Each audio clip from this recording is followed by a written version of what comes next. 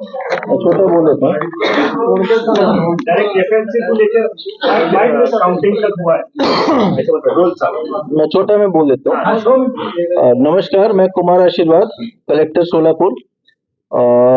29 नवंबर 2024 को मार्शस तालुका के मारकरवाड़ी गांव में वहां के गांव के कुछ नागरिकों ने टेस्ट वोट एग्जिट पोल करने का एक निर्णय लिया था। उन्होंने निवेदन किया था, उसको हमने नकारा है। और जिन्होंने वहां पे 144 का सीआरपीसी 144 और भारतीय न्याय संहिता का 163 का आदेश लागू किया गया, कर्फ्यू लागू किया गया, उसका उल्लंघन जहां पे हुआ उसमें 89 लोगों पे एफआईआर भी दाखिल हुआ है। कुछ लोगों ने ईवीएम पे संभ्रम एक निर्माण करने की कोशिश की है। ईवीएम के बारे में मैं थोड़े कम शब्दों में उसका एक क्लैरिटी दे देता हूँ कि ईवीएम में कितने ज्यादा सेफगार्ड्स हैं। ईवीएम का सबसे पहले फर्स्ट लेवल चेकिंग होता है जो अगस्त के महीने में होता है। उस समय भी सारे जो राजकीय पक्ष है उनके प्रतिनिधि के सामने वो होता है। उसके बाद कमीशनिंग होती है। अच्छा, एफएलसी में हम हर मशीन पे 6 वोट देते हैं, हर कैंडिडेट को 96 वोट दिए जाते हैं हर बीयू पे, और वो उनके सामने दिए जाते हैं, राजकीय पक्ष के प्रतिनिधि के सामने दिए जाते हैं। उनका साइन हम लेते हैं और वीडियो में भी हमारे पास है। फिर कमीशनिंग होती है। कमीशनिंग में अगेन हम हर मशीन पे 1 वोट देते हैं और 5% मशीन पे 1000 वोट देते हैं। वो भी राजकीय पक्ष के प्रतिनिधि के सामने होती है। उन्हें हम प्रोत्साहित करते हैं कि आप खुद बटन दबा के वोट दीजिए और देखिए कि सब सही से आ रहा है कि नहीं। जिस दिन एक्चुअल पोल होता है, पोलिंग डे के दिन, हम लोग एक मॉक पोल करते हैं। 50 वोट दिए जाते हैं और वो भी पोलिंग एजेंट के सामने, जो राजकीय पक्ष के प्रतिनिधि हैं, पोलिंग एजेंट, उनके सामने ये प्रक्रिया की जाती है। और मार्करवाड़ी में 3 बूथ है, बूथ नंबर 96, 97, 98। वहां पे जिन लोगों ने आक्षेप लिया है, जिस उम्मीदवार ने आक्षेप लिया है, उनके भी प्रतिनिधि थे। उन्होंने भी मॉक पोल सर्टिफिकेट पे उनका साइन है कि मॉक पोल में जिस आदमी को वोट दिया गया उतने ही वोट आए थे।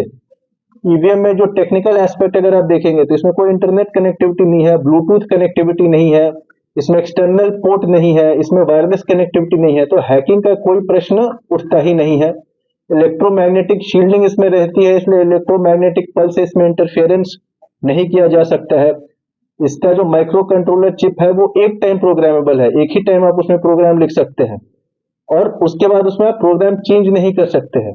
सो अगर मॉक पोल में, एक्चुअल पोल के दिन जो हम 50 वोट की मॉक पोल लेते हैं, अगर कुछ गड़बड़ होता है तो उसी समय गड़बड़ आता है, उसके बाद कैसे गड़बड़ आता है? मॉक पोल में सब कुछ सही आया, फिर अचानक से क्या जादू हो गया कि एक्चुअल पोल में गड़बड़ आने लगा। इसलिए हर प्रोसेस पे, हर स्टेप पे लोग जो प्रतिनिधि हैं, राजकीय पक्ष के प्रतिनिधि को हम इन्वॉल्व करते हैं। स्टार्टिंग से एंड तक उनके सामने सब कुछ होता है, जो हमारे पास वीडियो में है, जिनका हमारे पास साइन है। और टेक्निकल एस्पेक्ट के बारे में भी मैंने आपको जानकारी दी है। लास्ट में मार्करवाड़ी में जो टेस्ट पोल का जो उन्होंने प्रयोग जो करना चाह रहे थे, जो हमने होने नहीं दिया, उसमें हमने इतनी 89 लोगों पे एफआईआर किया है। इतनी कड़क कार्रवाई हमने क्यों की? क्योंकि इलेक्शन लेना का अधिकार जो है रिप्रेजेंटेटिव ऑफ पीपल एक्ट 1951 के हिसाब से, उसके कलम 19 और 20 और 20 के हिसाब से सिर्फ और सिर्फ इलेक्शन कमीशन ऑफ इंडिया और उसके मशीनरी को है, और कोई ये वोट या कोई भी एग्जिट पोल, टेस्ट पोल नहीं करवा सकता बैलेट पेपर पे। इसलिए हमने कड़क कार्रवाई की है। मैं सबसे अनुरोध करूंगा कि eci.gov.in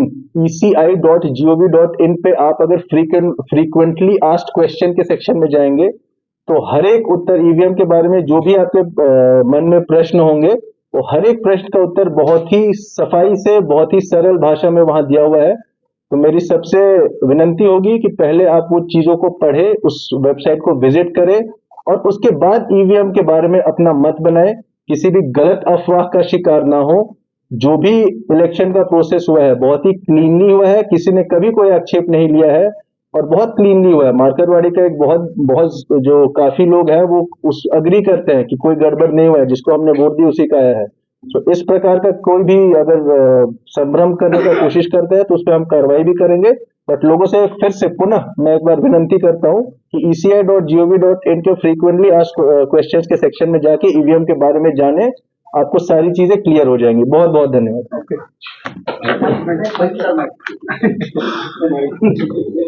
इसको आप लोग थोड़ा ये करिए, है ना, बहुत ही इलेक्शन के बाद भी इलेक्शन का काम ही करते हैं। ठीक है।